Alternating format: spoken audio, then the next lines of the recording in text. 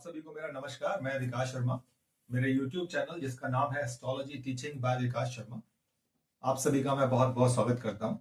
आज मैं अपने इस चैनल पर जो वीडियो लेकर आया हूं वो शनि के गोचर से संबंधित है। शनि 2025 में राशि परिवर्तन करेंगे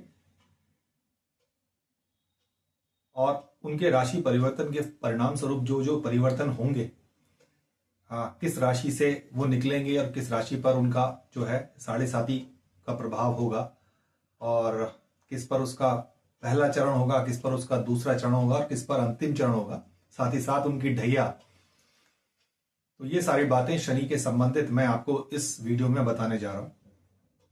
आप मेरे साथ बने रहिए मेरे इस चैनल पर जिसका नाम है एस्ट्रोलॉजी टीचिंग बाय विकास शर्मा। देखिए, इससे पहले मैं शनि का गोचर के बारे में आपको बताऊं, पहले शनि को थोड़ा समझ लेते हैं। शनि का जो अर्थ है, जो उसका शाब्दिक अर्थ है, अगर आप शब्दकोश में जाके देखेंगे तो शनि का मतलब है दुख, यानी ये दुख देने वाले प्लैनेट हैं। दुख से मतलब ये है कि जो हमने प्रारब्ध में हमने जो कर्म किए हैं, पूर्व में जो हमने कर्म किए हैं, उसके परिणाम स्वरूप जो इस पृथ्वी पर हमारा जन्म हुआ है और उसके प्रतिफल में जो फल हमको मिलेंगे, वो चाहे सुख के रूप में मिले या दुख के रूप में मिले, वो शनि द्वारा प्रदत्त होते हैं। इसलिए शनि को न्यायाधीश कहा जाता है। शनि उन सब फलों के दाता हैं और किसी प्लैनेट में इतना साहस नहीं है। तो सभी फलों के देने के वाले, चाहे वो सुख के फल हों चाहे वो दुख के फल हों, उन सभी फलों को शनि प्रदान करते हैं। तो शनि का जो शाब्दिक अर्थ जैसे मैंने बताया दुख होता है। तो जब शनि जो है, और एक बात शनि के बारे में मैं आपको बता दूं, शनि किसी की भी कुंडली में कितने भी अच्छे हों तो भी बिना परीक्षा लिए वो कुछ भी प्रदान नहीं करते। पहले आपसे बहुत परीक्षाएं लेंगे, आपके जो है जबरदस्त आपसे मेहनत करवाएंगे, संघर्ष करवाएंगे, उसके बाद वो फिर आपको उसका परिणाम जो है आपको प्रदान करेंगे। दूसरा, चूंकि शनि न्यायाधीश हैं, हमारे कर्मफल के दाता हैं, तो जब वो न्याय करते हैं तो फिर वो किसी अवस्था को नहीं देखते, चाहे वो छोटा बच्चा है या वो किस अवस्था का है, वो स्त्री है या पुरुष है, यानी वो किस अवस्था में, वो कोई बहुत बड़ा राजा है या कोई रंक है, यानी जब वो न्याय करते हैं तो बहुत ही न्याय संगत उनका न्याय होता है।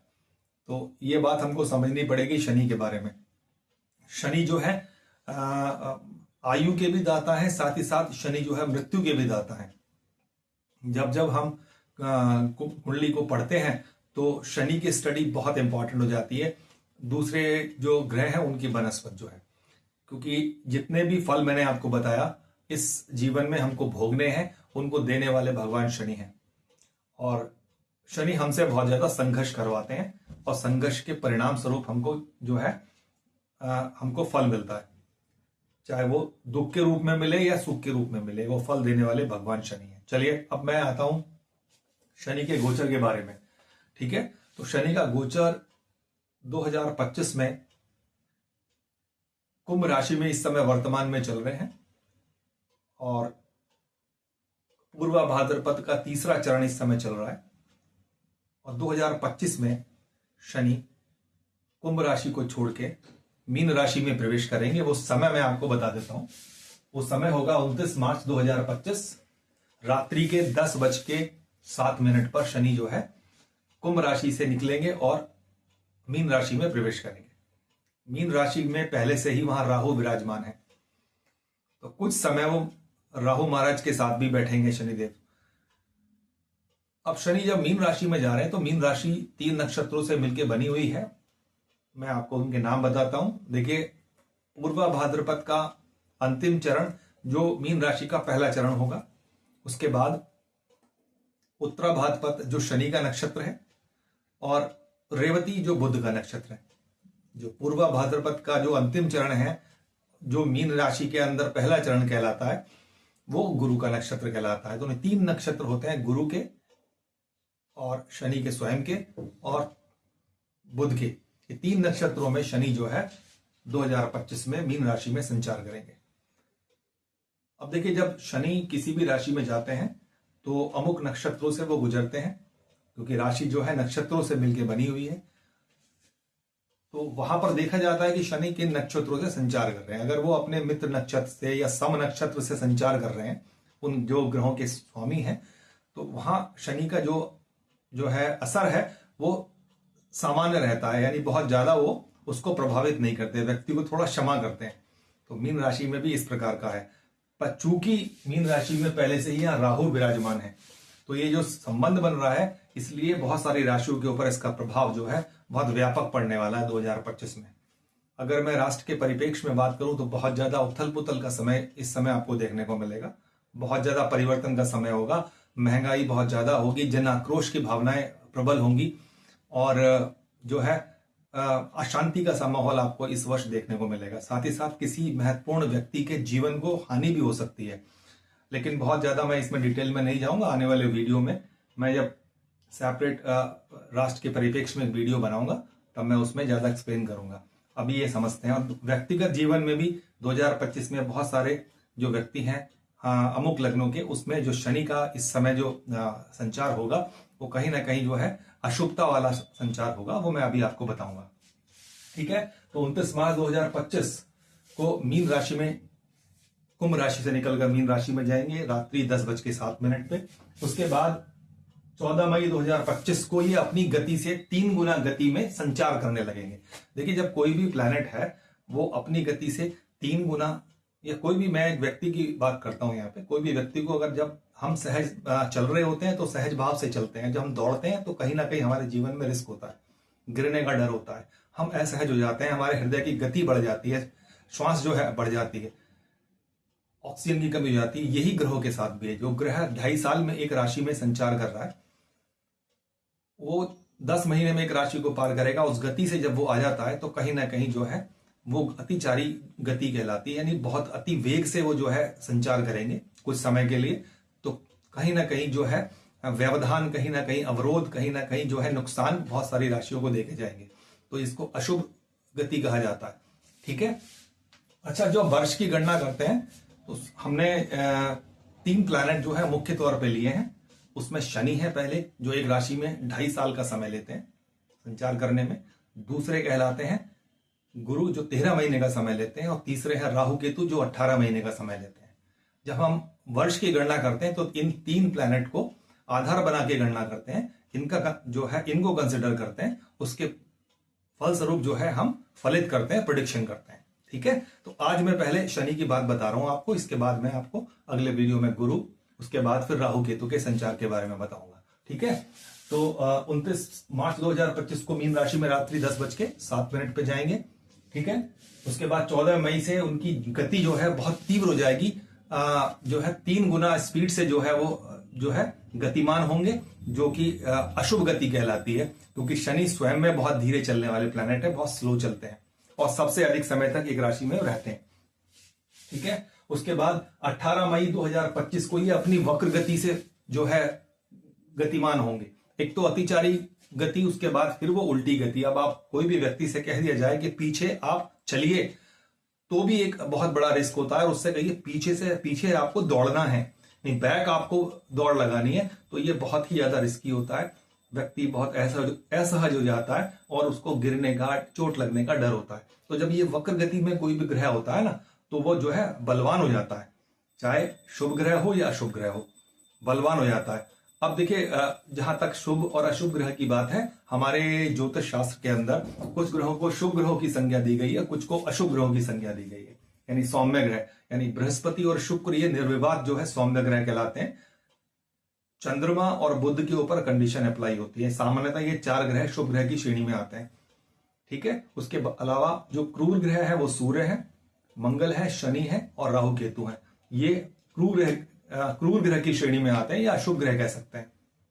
ठीक है, तो जब कोई भी ग्रह वक्री होता है तो उसका प्रभाव बहुत बढ़ जाता है, उसका व्यापक हो जाता है। यानी कोई ग्रह, अगर किसी घर के अंदर कोई ग्रह वक्री हुआ तो वो आगे तो देख ही रहा है, पीछे चलने के कारण उसका प्रभाव पीछे भी जा रहा है, इसलिए वो बहुत बलवान हो जाता है।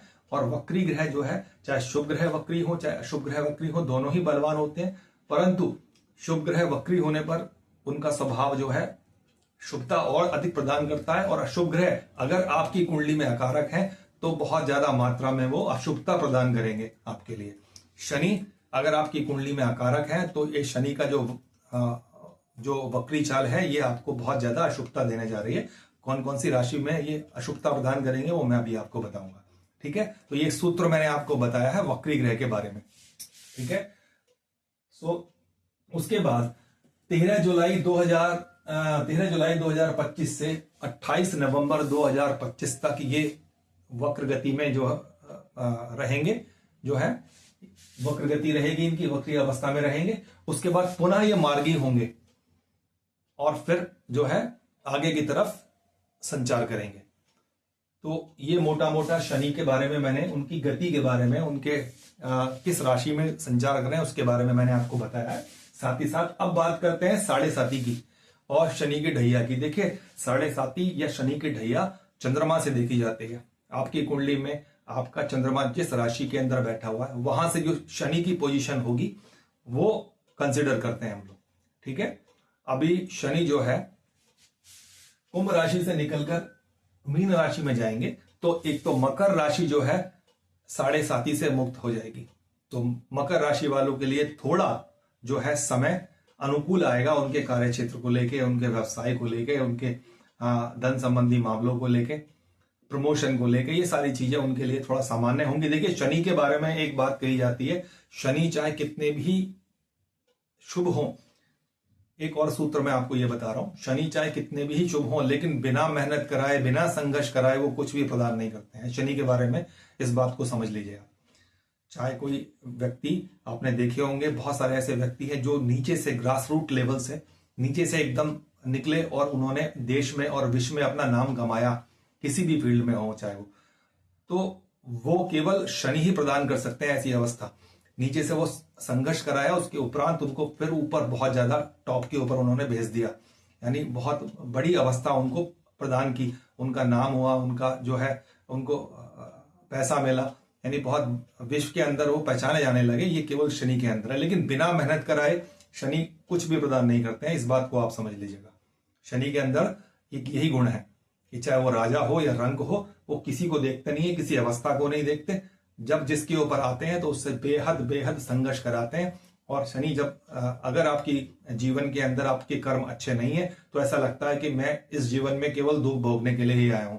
और जब देने पर आते हैं, चूंकि बहुत धीरे चलने वाले प्लैनेट है, सबसे अधिक समय तक एक राशि में रहते हैं, तो जब देने पर आते हैं, जब इनका महादशा आती है तो ऐसा लगता है कि जीवन में सुख मेरे कभी खत्म होगा ही नहीं, मैं तो बहुत सुखी हूं और मैं सुख का जो है वो आनंद लेता है, सुख का संपूर्ण भोग करता है। उसको लगता है ये सुख उसके जीवन में कभी खत्म होगा ही नहीं। तो ये एक बात मैंने आपको बताई। तो मकर राशि साढ़े साती से मुक्त हो जाएगी, उसका अंत हो जाएगा। और कुंभ राशि में जो जिनकी कुंभ राशि है उनका ये अंतिम चरण होगा। जब शनि जो है मीन राशि में संचार करेंगे तो कुंभ राशि वालों के लिए जो है इसका अंतिम चरण होगा।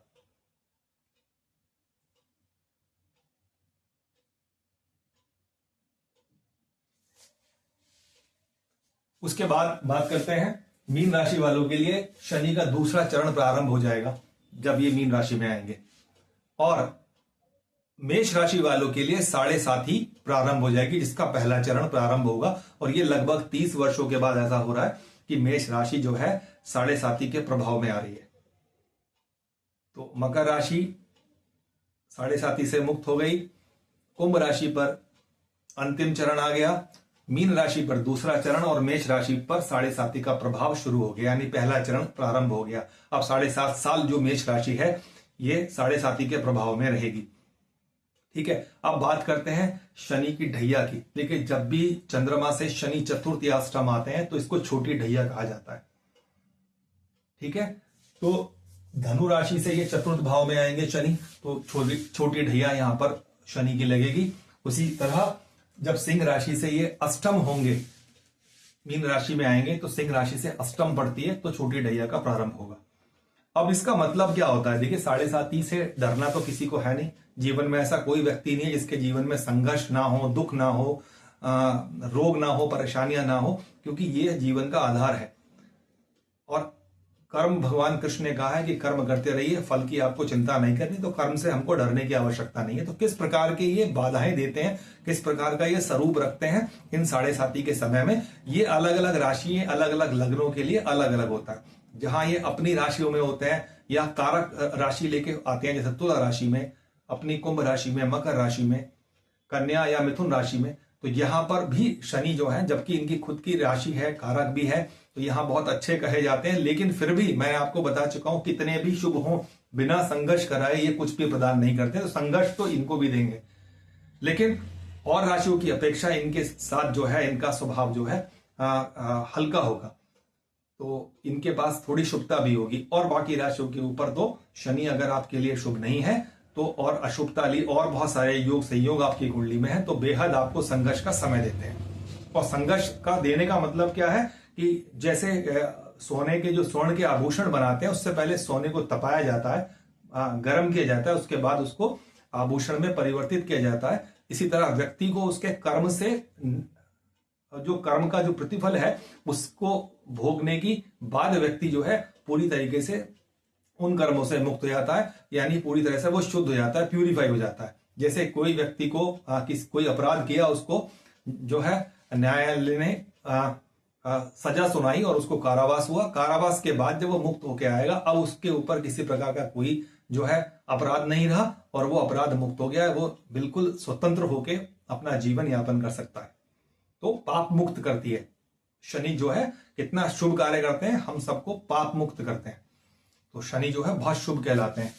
अच्छा, अब ये किस प्रकार का प्रभाव डालेंगे साढ़े साती के दौरान, किस प्रकार का प्रभाव होता है व्यक्ति के कार्य स्थल को लेके, व्यक्ति के स्वास्थ्य को लेके, उसके संतान को लेके, उसके दाम्पत्य जीवन को लेके, धन संबंधी मामले, और मैं बता चुका हूं रोग जो है बहुत ज्यादा रोग दे देते हैं।